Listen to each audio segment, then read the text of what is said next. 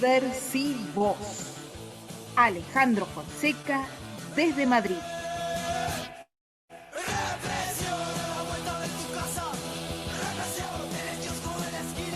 Bueno, estamos en Madrid y saludamos ya a Jorge Fonseca, con quien dialogamos habitualmente todos los martes, desde las 10:30 hasta las 11, y haciendo análisis económico y todo lo demás. Y también tenemos, tal vez pueda saludarnos, está muy mal de la voz, pero quiso hacer el esfuerzo también de por lo menos seguirnos. A ver si nos puede saludar. Alejandro, ¿cómo te va? Buen día. Hola, buen día, Néstor. Disculpadme, hoy es un programa especial porque me he pillado un virus estacional y la verdad es que no paro de toser y moquear cada 5 segundos. Entonces, a mi querido público lo voy a volver loco si hablo. Entonces, vamos a intentar. Mi padre va a hablar y a lo mejor seguramente yo también intervenga. Mientras no toso, me apago el micrófono y hago alguna intervención. Hoy vamos a hablar sobre la política electoral europea y sobre la política europea, porque hoy vamos a hablar sobre medio ambiente, pero ese tema yo quiero, sobre el panel del IPC de las Naciones Unidas y el último informe de agosto. Ese tema es muy serio, se merece mucha atención, entonces prefiero que lo hagamos cuando yo esté en condiciones óptimas y bueno, y no esté así, ¿no? Bueno, te agradecemos el esfuerzo y les digo a todos los oyentes, todos estos esfuerzos de todos los columnistas nuestros es un esfuerzo militante. Acá no tenemos recursos para financiar la calidad y la cantidad de columnistas que tenemos, pero todos hacen y hacemos el esfuerzo para poder salir. Y entonces sí, ahora saludo a Jorge Fonseca. ¿Cómo le va, Jorge? Hola, un abrazo para todos allí y también un abrazo para Alejandro, que está enfermo.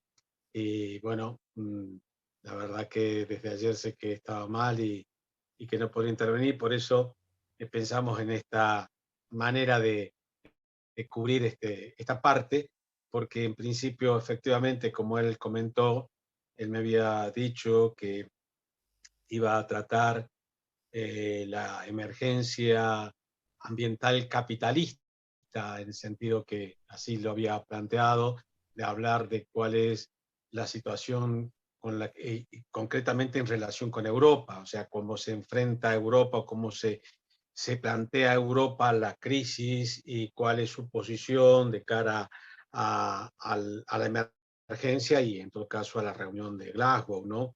Así que bueno, quedamos pendientes de eso porque yo aprendo de Alejandro hace tiempo que asumí que he dejado de ser, es una manera de decir, eh, digamos, solamente padre, sino que soy un alumno de Alejandro y en este caso concreto hago de suplente del banquillo para digamos, poder abordar una cuestión que no es la que él tenía prevista, pero que forma parte del abanico porque hay muchas cosas que compartimos con Alejandro en lo que se refiere a la perspectiva, a la mirada.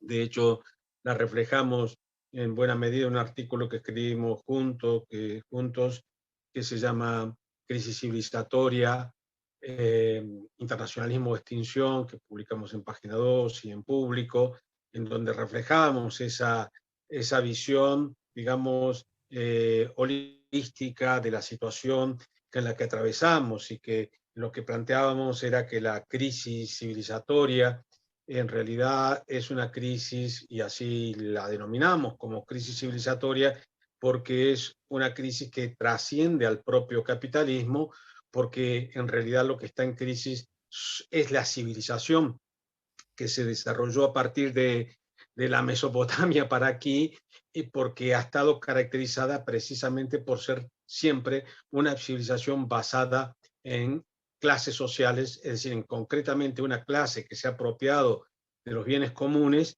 y que ha despojado al resto, y además de eso ha depredado en el ambiente, ha depredado la naturaleza, utilizándola como una despensa. Y bueno, como decía, esa cuestión, digamos, es de una urgencia absoluta, pero también decíamos, y de hecho es lo que siempre compartimos, creo que nos influimos mutuamente, porque realmente, digamos, en esto coincidimos también de que estos problemas nos pueden ser abordados desde la economía o desde la antropología o desde la sociología.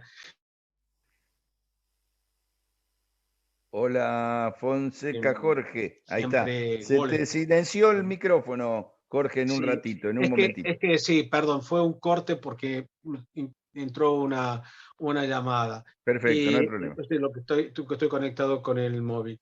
Y entonces decía que desde esa perspectiva, por lo tanto, por eso el título que decidimos un poco en esta circunstancia particular era hablar desde, digamos, respecto a Europa en la emergencia capitalista, que sería todas las emergencias que genera el capitalismo, que es una emergencia ambiental, es una emergencia económica, social y también política. Y hoy en concreto, por lo tanto, por eso, pues además también conversándolo contigo, Néstor, coincidimos en que pues era interesante hacer una referencia a la situación política que se vive en Europa. En esto, nunca más, nunca mejor dicho, y absolutamente es cierto, yo soy realmente un aprendiz de Alejandro, que tiene una visión muy completa de toda la situación de Europa, y creo que si ha hecho un esfuerzo por acercarse al micrófono es porque quiere asegurarse de que yo no deje fuera algunas Controlado por cuestiones expertos. que no quiere que deje fuera algunas cuestiones cruciales. Y en ese sentido, yo Ahí abro un poco, quiere intervenir Alejandro. bueno, Vamos a darle la palabra. Alejandro. vale, vale. Hola, papá. Hola, Bueno, señor aquí no soy Fonseca. tu padre, soy Jorge y Muchas Alejandro para gracias, evitar Jorge. confusiones Un, de roles. un Claro. placer por sus cumplidos. Y Yo no voy quería a tener que preguntarle. intervenir como psicólogo, Alejandro y Jorge, Exacto, y exacto, entonces exacto, la cosa se va a complicar más todavía. exacto, Dale, adelante, exacto. Alejandro. Dentro de esa crisis capitalista que hablábamos, lo que estamos viendo ahora mismo es la crisis de la deuda por una parte de Europa, también cómo Europa está dejando de ser un eje, un polo geoestratégico fundamental. Por ejemplo, lo que ha pasado entre Estados Unidos, Francia y Australia con la famosa compra fraudulenta de los submarinos nucleares muestra que la importancia en las relaciones internacionales que tiene Europa está decayendo mucho, y también la puja que tiene con Rusia por las cuestiones geoestratégicas. Ya hemos hablado en muchos programas del tema del gas.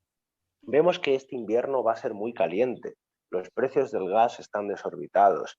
Los únicos que nos pueden proveer dignamente es algún país africano, bueno, el caso de España, pero sobre todo tenemos el famoso caso Nord Stream, el conducto que piensa hacer Rusia, bueno, que ya está hecho, ya está terminado, falta la aprobación final. De hecho, la última medida de Merkel antes de irse fue sancionar ese proyecto contrariamente y advertir de que era contrario a los intereses geopolíticos europeos, porque obviamente no cruza Ucrania y por lo tanto es lesivo para la economía de Ucrania.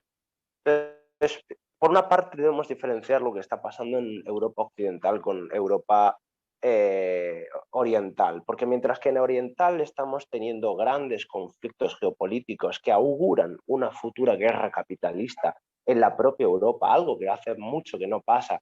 Bueno, vemos algún caso de algún conflicto político militar dentro de Europa, como puede ser en Montenegro, que está recientemente casi sumido en una guerra civil por cuestiones religiosas. También Kosovo y Serbia en los Balcanes han vuelto a dirimir. Por otro lado, vemos como otros países orientales como Letonia o Lituania están incorporándose a la OTAN, igual que ha hecho Macedonia del Norte. Y obviamente que la desigualdad de los países orientales y la calidad de vida perdón, es mucho más baja que del bloque occidental.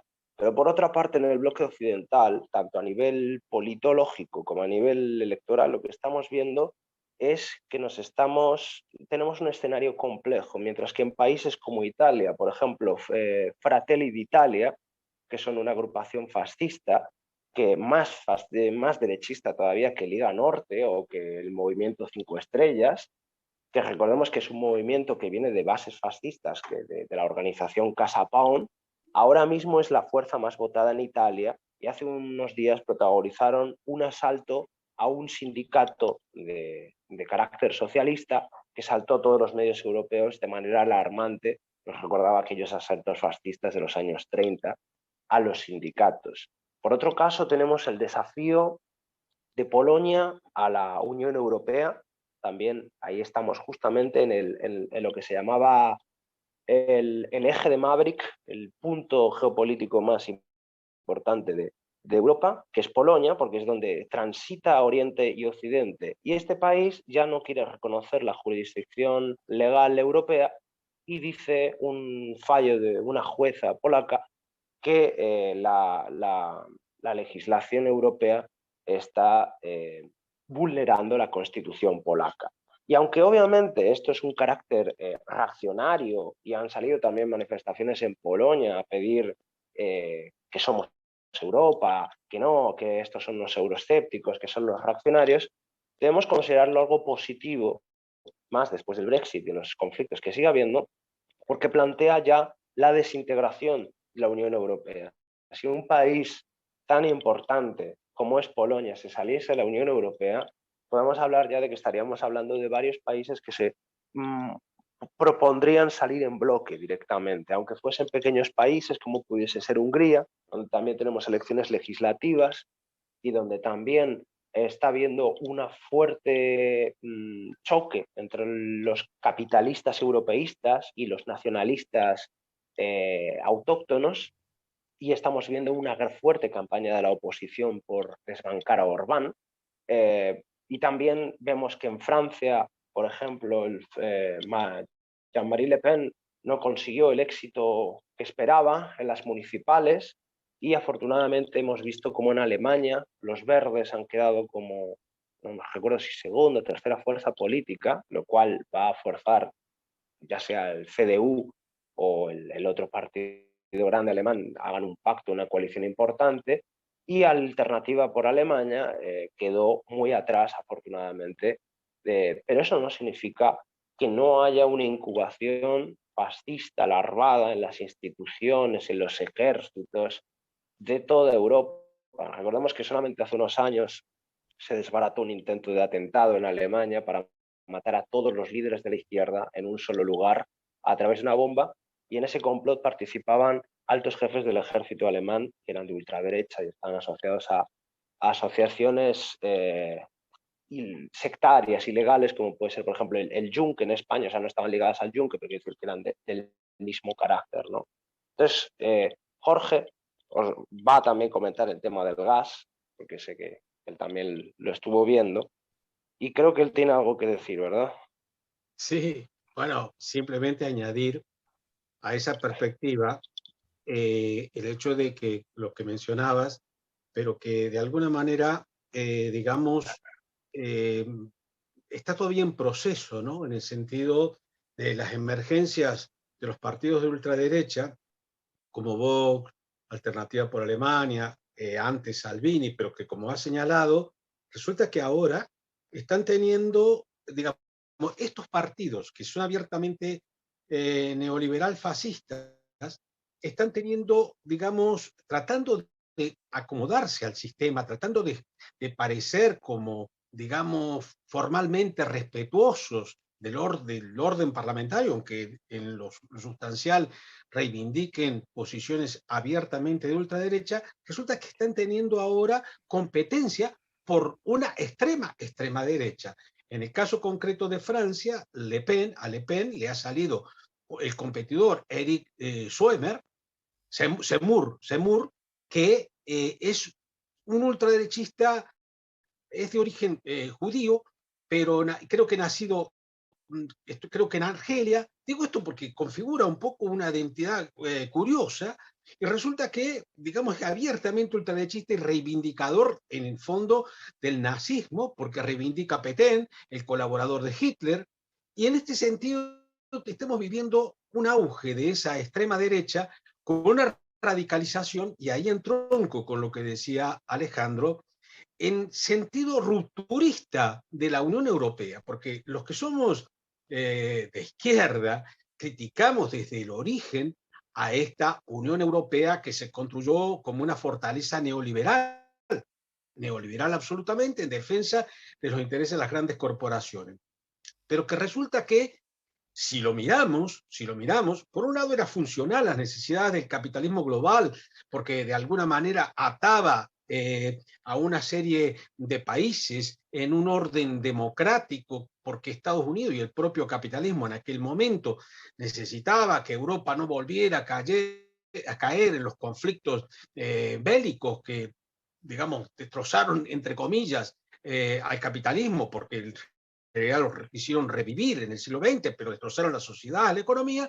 Pues resulta que ahora estos movimientos de ultraderecha, como lo ha señalado muy bien Alejandro, están hackeando el orden de la Unión Europea. Y aquí probablemente es que ahora ciertos sectores, porque nunca hay que a lo mejor simplificar y decir solo Estados Unidos. En Estados Unidos hay fracciones que tienen unos objetivos y otros que tienen otras. Son todos capitalistas, todos imperialistas, pero cada uno tiene su estrategia.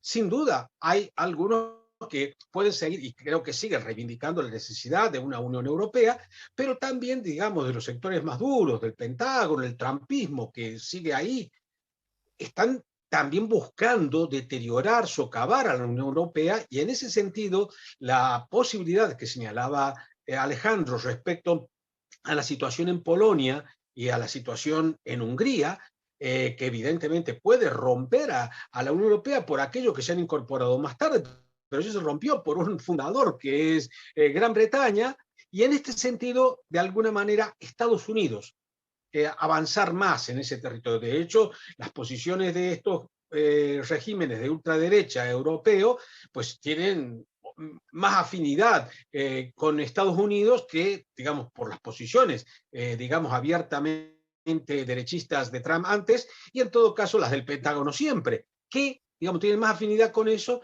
que con las políticas, aunque neoliberales de la Unión Europea, pero que tienen todavía caracteres garantistas, porque lo que hay que decir es que con toda la crítica que le hacemos al tema, digamos, neoliberal de Europa, con toda su complicidad con regímenes de todo tipo en el mundo, nunca llegan a los niveles de complicidad de Estados Unidos, de patrocinar abiertamente dictaduras o incluso de provocar golpes de Estado. Lo en ese siento. sentido, sí. Sí, discúlpame, Jorge, que Sí. te haga una apreciación, porque justamente dijiste que Europa nunca defiende tan claramente a las dictaduras como latinoamericanas, tal, pero ayer mismo conocíamos que Yanine Áñez, la golpista boliviana perseguida por la justicia, encarcelada, ahora mismo abandonada por toda la derecha, porque ya no es un peón útil, y que recordemos que fue financiada por Macri en su golpe de Estado, fue finalista del premio Sájarov, que es el máximo galardón que se concede sobre derechos humanos desde 1988. O sea, la Unión Europea ha proclamado a esta señora y también al señor Navalny, Alexei Navalny, que recordemos que es supuestamente un opositor ruso, pero cierto es que es un señor que es nazi y que es racista y que ha estado en grupos de ultra derecha que ni siquiera en Europa. Sí, Alejandro, pero sin duda, aún así, y dándote la razón, y recordando que efectivamente la Unión Europea forma parte de ese establishment mundial, además como abierto seguidor de las instrucciones que plantea Estados Unidos normalmente, pero en estos momentos, precisamente viendo que, porque digamos los capitales europeos no son tontos, y ven también que en esta puja por la hegemonía mundial entre Estados Unidos y China, la estrategia de Estados Unidos de alguna manera deja de un poco de lado, o bastante, lo has mencionado con la cuestión de los submarinos de la propulsión nuclear para Australia y la configuración del AUKUS, Australia, Estados Unidos y Gran Bretaña. Los Five Eyes, que son el sistema de vigilancia internacional que tiene toda la Commonwealth unida con claro. Insisto que aquí obviamente se está redefiniendo el mapa mundial, pero repito, no se puede, toda esa complicidad con Guaidó no se puede, digamos, comparar con que directamente Estados Unidos puede intervenir o estuvo a punto de intervenir militarmente en Venezuela. Y en ese sentido la Unión Europea dejó claro, de que no apoyarían ninguna intervención. Y en ese No, sentido, y no a apoyarían eso, intervención, otra cosa es de que, si me perdona. permiten sumar, Sí, Jorge y Alejandro, les digo a los oyentes que este diálogo que estamos escuchando es de Jorge Fonseca y Alejandro Fonseca desde Madrid. Cuando es la hora 9:57 nos quedan 2 o 3 minutitos. Quiero agregar a esto, que ahora lo vamos a charlar con Beto Almeida, por eso la importancia de estos programas, cómo Bolsonaro, por un lado, permite el ingreso de militares, convoca el ingreso de militares estadounidenses a Brasil, y mientras avanza en la privatización de Petrobras. Y por otro lado, los sectores económicos más poderosos que se reunieron de Latinoamérica, que se reunieron la semana pasada en Punta del Este, empiezan a entronizar a Lacalle Pou como un líder de la derecha más presentable, pero que no deja de ser un hombre de la derecha que tiene estas características. Por eso digo, me parece que está bueno pintar esto todo el panorama, porque si nos obligueamos, para decirlo rápidamente, nos olvidamos que todo esto está pasando en el mundo en esta por etapa de supuesto. pospandemia. Por eso, y cierro mi intervención para dejarle a Alejandro el cierre definitivo, yo cierro simplemente para decir que precisamente esa situación que reflejas, que a su vez, digamos, tiene la contraparte, que en Brasil sectores de derecha están buscándole un recambio a Bolsonaro, a alguien más presentable, demuestra precisamente la disputa que hay siempre, es normal, dentro de la clase dominante. Es decir, el poli bueno, el poli malo, los dos son partes del juego, pero en última instancia, digamos, hay que ver dentro de la estrategia de cada uno qué papel le asigna al resto, ¿no? Y en ese sentido yo creo que efectivamente esto, por lo tanto, que estamos mencionando, es un análisis que obviamente señala aspectos que no podemos, digamos, decir de forma categórica cómo van a derivar. Lo que es verdad es de que ahora no olvidemos que veremos cómo se resuelve en Alemania la cuestión del gobierno de coalición que se espera entre el Partido Socialdemócrata, la coalición de derecha y los verdes, pero también qué va a pasar en Francia, en donde si bien todavía Macron está por delante en las encuestas, resulta que ahora esta aparición de este ultraderechista que compite con Le Pen, pues puede cambiar un poco la situación y generar una nueva, digamos, relación de fuerzas. A su vez, la Giorgia Meloni de Italia, que se considera una trampista, también le está desplazando a Salvini. Vamos a ver cómo juegan todo esto y todo lo que mencionaba Alejandro, y efectivamente toda la cuestión de las cuestiones económicas que hay detrás, la cuestión del gas, la cuestión ambiental, todo esto evidentemente no lo podemos agotar en un programa, por eso dejo este espacio para que Alejandro de alguna manera, porque si nos queda nada de tiempo, pues que Alejandro pueda hacer una reflexión final que obviamente tendrá que continuar ya sea por Alejandro y por el resto de columnistas del programa, ¿no? Sí, sí. Adelante, Bueno, Alejandro. yo creo que a modo de conclusión debemos aniquilar esta Unión Europea, no podemos reconstruirla. Hace yo tiempo que tengo una propuesta que es una confederación de estados sureños de Europa. Claro, ahora mismo lo que pasa es que no hemos hablado casi de la izquierda en este programa porque somos una minoría. Aquí España y Portugal son el reducto socialdemócrata de Europa con todos sus grandísimos fallos. Algo similar pasa en América Latina. Son procesos que estamos viendo. Cuando estaba la década ganada, cuando estaban los 2000, cuando estaba la primavera latinoamericana, se notó. Fue algo que se extendió por todo el continente. Ahora no vemos eso. Ahora vemos muchas políticas de bloques, muchos nacionalismos, muchos enfrentamientos entre estados, ya sea en el Mercosur, en la UEA, en la Unión Europea. Los organismos regionales han demostrado fracasar en la pandemia. Y aunque, obviamente, como ha dicho Jorge, Europa sigue siendo lo más garantista, cada vez es menos garantista y ese pacto social, económico que hay en Europa se está rompiendo y vamos a ver, sumado a los nacionalismos étnicos identitarios, cómo va a evolucionar, porque esto, de aquí a 10 años podemos ver realmente la disolución de la Unión Europea, ojalá que sí, para algo mejor. Ojalá que sea algo mejor. Lo que pasa es que estamos en una relación de fuerzas complicada, que sabemos que hay que cambiarla, pero estamos en una situación difícil. Queda pendiente esa cuestión, ¿no? A profundizar en lo que está haciendo la izquierda en Europa y en América Latina, Y en ese sentido, la gran discusión, Néstor, que sabes que todos tenemos, es si la estrategia que debe tener la izquierda cuando gobierna es tratar de, digamos, ir despacito, suave, para no molestar a la derecha, o por el contrario, debe acometer transformaciones que garanticen la transformación, digamos, los cambios y garanticen las condiciones, los derechos de la gente para que le siga votando, ¿no?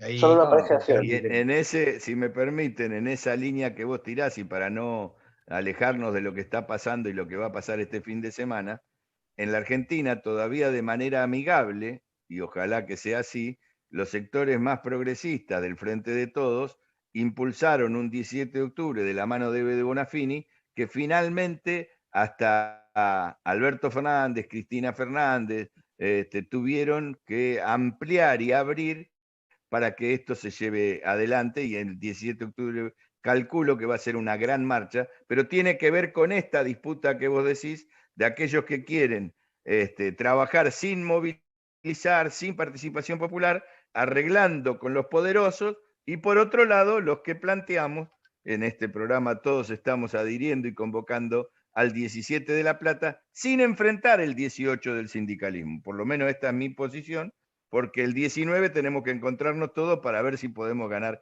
el 14 de noviembre. Jorge Fonseca, gracias por tu esfuerzo en el día de hoy, para darle una mano a Alejandro, y Alejandro salió muy bien, se escuchó muy clarito tu voz, así que gracias. Alejandro, también.